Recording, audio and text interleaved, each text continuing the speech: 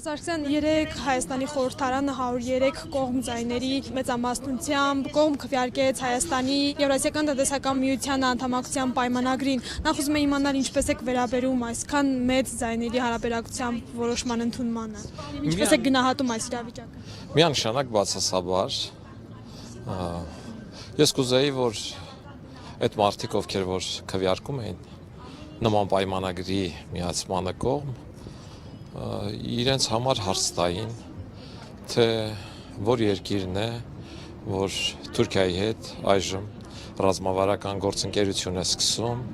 եւ հյուսային հոսքը փոխարինում է թուրքական հոսքով, որ երկիրն է, որ Հայաստանի հետ պատերազմական իրավիճակում գտնվող Ադրբեջանին հարձակողական զենք է վաճառում եւ հրավիրում նույն մաքսային միությունը, որ երկիրն է, որի փոխարժեքը մեկ ամսվա ընթացքում մինչև 62% արժեզրկվում է եւ այս ամենը հաշվի առնելուց հետո, եթե իրենք կողմ են քվեարկում դրան, իրենք կանգնում են այդ փլվող շենքի քարերի տակ, այդ իրենց խնդիրն է։ Այն ինչ որ իրենք հաստատեցին իրենց ամրագրմամբ, իրենք ցույց տվեցին, որ իրենք հակված են, որ քաղաքական առումով Հայաստանում այսուհետ լինեն նշանակումներ, որ Ռուսաստանի նախագահը այստեղ նշանակի իրենցից որևէ մեկին, եւ դրա համար այդ առումով ցանկացած ելքեր գտան հիմնավորելու իրենց կողմնորոշման ճշմարտացիությունը։ Իրականում այդ պայմանագրին միանալ է, այդ անվերադարձ չէ, այդ միությունը կկայանա թե չէ, դա շատ մեծ հարցական է, որտեղ հաշվի առնելով վերջի շրջանի Ղազախստանի ու Բելարուսի վերաբերմունքը, Ռուսաստանում գնացող օրորի խորացող ճգնաժամը, այդ պայմանագրին միանալը դեռ չի նշանակում միությանը միանալ եւ այդ միությունը այնպես է, որ իմ կարծիքով դժվար է կայանա։ Այսինքն դուք կասկածում եք, որ միությունը կկայանա եւ Հայաստանի անդամակցությունը արդեն փաստ կդառնա։ Իհարկե կասկածում եմ։ Թղթի վրա է այդ ամեն ինչը միֆ է։ Ես օրինակ չալարեցի եւ կարդացի Ռուսաստանի նախագահ, որը այսուհետ է թղթի ստորագրումից հետո նաեւ մեր երկրի նախագահն է, մեր շեֆը, նրա ելույթը։ Ցավում եմ, որ Ռուսաստանի նման երկրի նախագահը այդքան վիրտուալ ելույթ է ունենում, ճիշտ է, սիլուն ելույթ է ազգայնական տոնայնությամբ եւ այլը, բայց իրականությունից այդ չափի կտրված, երբ որ մարդը հազար մի օրինակներ է բերում, հստակ իմանալով, որ այդ երկրում դա չի աշխատի, այսինքն, երբ որ ասում է, որպեսզի ռուսական կապիտալը արտահոսք չունենա, օֆշորային գոտիներ, մարդիկ այստեղ փողը դնեն, չստուգվեն, այն դեպքում, երբ որ ինքը Խադարկովսկի է դատել, այն դեպքում, երբ որ իր ազդեցության տակ եղած տարբեր օգուտ բերող հիմնարկ ձեռնարկություններում ներկայացուցիչներ է դրել, այն դեպքում, երբ որ ինքը համարվում է Եվրոպայի եւ աշխարհի ամենահարուստ մարդը, այդ դեպքում ինչ ուզում է անել, այդ կապիտալը Ռուսաստանում չի մնալու, արտահոսք է ունենալու։ Երբ որ ասենք խոսվում է այն մասին, որ ներդրումների ծավալ ավելանա, այն դեպքում, երբ Ռուսաստանը հիմա պատժամիջոցների տակ է, եւ ներդրումների ծավալը չի կարող ավելանալ։ Այսպես, այդ 21 էջի ցանկացած նախադասության մեջ հստակ սուտ կար ու հակառակ բան կար։ Եվ այդ մաքսային միությունը ինքն էլ այդքան չի կարևորում, որովհետև իր այդ 21 էջանոց ելույթում ընդամենը 3.5 նախադասություն է դրա մասին։ Այսինքն դա իր համար որոշակի գործիք է Ռուսաստանի տնտեսական քաղաքական իրավիճակը բարելավելու, ուրիշ ոչինչ։ Պարոն Սարգսյան, 3 օր շարունակ երբ ազգային ժողովում քննարկվում էր այս պայմանագիրը, տարբեր մակարդակի ղեկավարներ, նախարարներ, падգամավորներ հիմնավորում էին, ովքեր կողմ էին այդ պայմանագրին, հիմնավորում էին, որ շատ կարճ ժամանակում Հայաստանի տնտեսությունը կզգա դրական ազդակներ։ Ձեր կարծիքով ստեղծված վիճակում, երբ Ռուսաստանի տնտեսությունը գրեթե կիսաքանդ, կիսախարխուլ վիճակում է, կարող է արդյոք Հայաստանի տնտեսությունը դրա արդյունքները, դրական ազդակները զգալ։ Գիտեք, մի երկրի տարադրամ, որ 1.5-2 ամսում 62% արժեզրկվել է, ոնց կարող է դա։ Դա միանշանակ հակառակ ազդեցություն ունի մեր երկրում։ Այդ մարդիկ իրենք էլ Ռուսաստանի նախագահի նման իմիտացիոն գործընթացների մեջ են։ Հայաստանում արտահանումը չի ավելացել ու չի ավելանալու, ընդհակառակը վատացել է, այո, ընդհակառակը Ռուսաստանից հետ վերադարձողներ են աշխատուժը եկել է իր փողը արժեզրկված, այդ գումարը դրամի նաև արժեզրկման արդյունքում չի կարողանում դոլարի վերածել եւ օրորի տանգանում, այստեղ խոսելը ուղղակի իմիտացիա է, սուտ բան ցույց տալու համար, որ իշխանության ներկայացուցիչները պիտի իրենց այդպես պահեին, այդ իմ համար հասկանալի էր, բայց որ իրենց ընդդիմադիր համարողներն են իրենց այդպես համարում, այստեղ իսկապես խնդիր է առաջանում, էլի։ Այս մարդիկ չեն մտածում, ով էր որ 2008 թվականին դեռ կենտրոնական ընտրական հանձնաժողովի վերջնական տվյալները չհաստատած շնորհավորեց Սերժ Սարգսյանին նախագահ ընտրվելու կապակցությամբ։ Իրենք այդ միություն են ուզում գնալ, որտեղ նշանակվում են, որտեղ հաշվի չեն առնվում, հասարակության քվեն, առանց թվերը հաստատելու շնորհավորում են։ Այսինքն իրենք գնում են քաղաքականապես այնպիսի միավորման միանալու, որտեղ ընդդիմություն չկա։ Ու ինչու չկա այդ երկրներում ընդդիմություն։ Իրենք այդ հարցը տվել են, ուր գնաց այդ ընդդիմությունը։ Կամ են ուժերը, ովքեր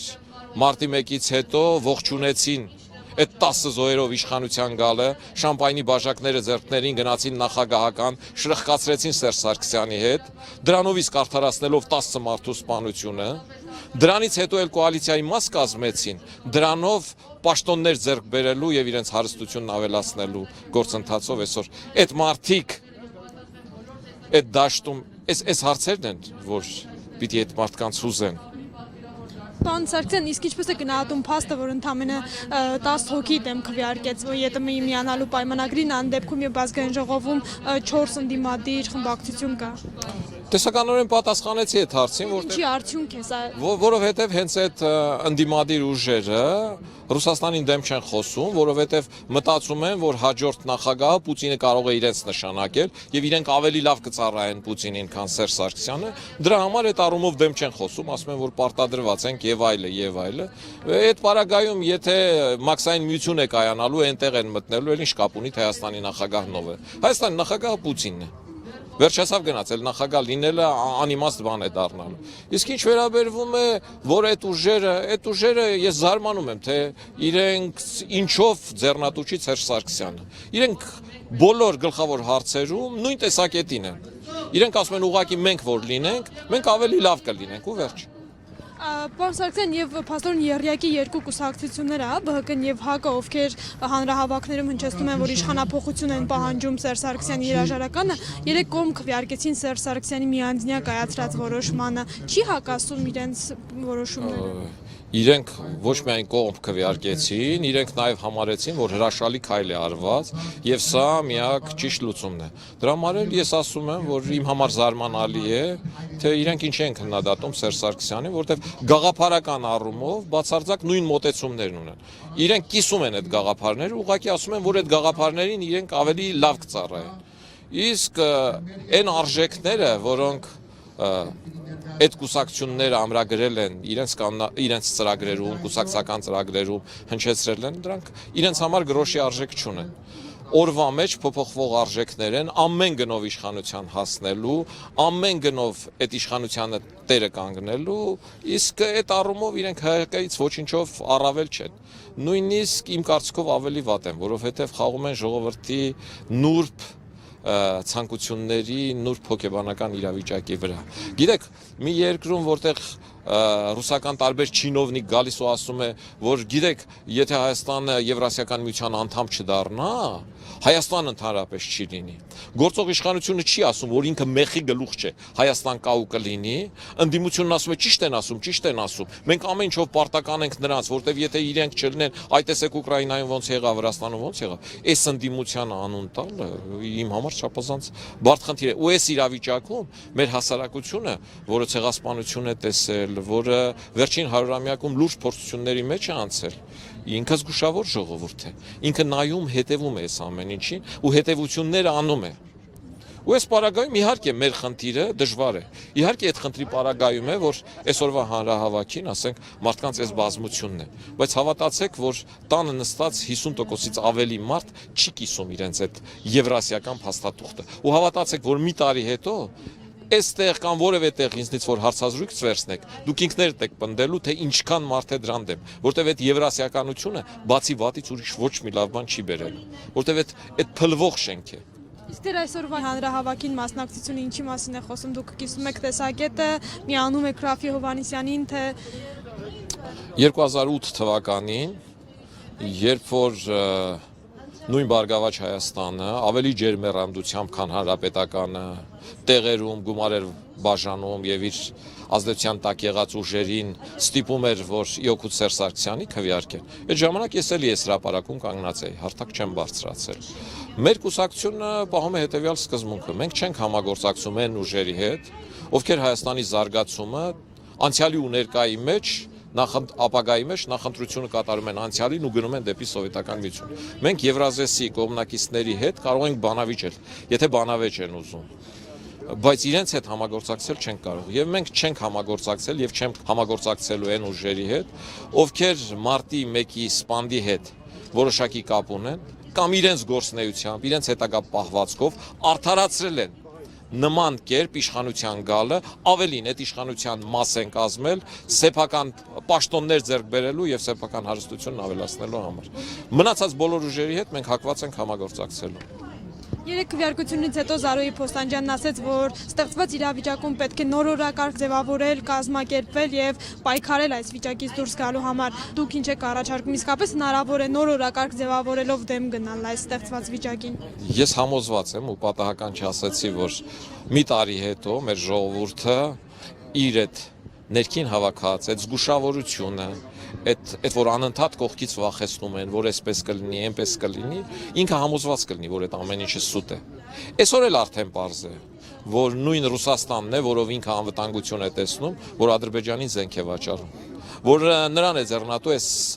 այնտեղ զենք տալ, այստեղ զենք տալ ու այդ պատերազմը անընդհատ պահել թեժ վիճակում, որ իրենք են, որ ուզում են, որ Մինսկի խումբը լուծարվի, որ Ռուսաստան, Ադրբեջան, Թուրքիա այս կոնտեքստում լուծվի Ղարաբաղի հարց։ Այդ մեկ տարվա մեջ պարզ է լինելու եւ այս շատ ուժեր, ովքեր դրան կողմ են քվեարկել, դրանց բազմաթիվ ներկայացուցիչներ հրապարակ են գալու ու բողոքի ցույցեր են անելու արդեն հակառակ այդ ուղղությամբ։ Ես համոզված եմ, որ այդ ձև է լինելու եւ այդ ժամանակ իհարկե նոր ուժեր, նոր օրակարգ ձևավորվելու է։ Ես բազմաթիվ անգամներ ասել եմ, որ հերթական թե արտահերթ ընտրություններում իշխանության տեխնացուն լինելու է մեկը, դա ընդհանուր տեխնացու է լինելու Բարգավաճ Հայաստանի, Հանրապետական կուսակցության, ՀԱԿ-ի, Դաշնակցության, այս բոլորը, ովքեր այդ գաղափարի կրողն են, հանդես են գալու մի տեխնացուով։ Իսկ եթե երկրորդ տեխնացու լինելու է, այդ երկրորդ տեխնացուն լինելու է իմիտացիոն։ Եվ այն բոլոր ուժերը, ովքեր գտնում են, որ Հայաստանի զարգացումը համամարտկային արժեքների հիման վրա է լինելու, եվրոպական, արևմտյան արժեքների հիման վրա, այդ ուժերը հանդես կգան մի տեխնացուով, կձևավորվի նոր համախմբում մոտեցումների գործելակերպի նոր ոճով, որն էլ պայքարի եւ պայքարը կգնա այդ երկու ուժերի մեջ։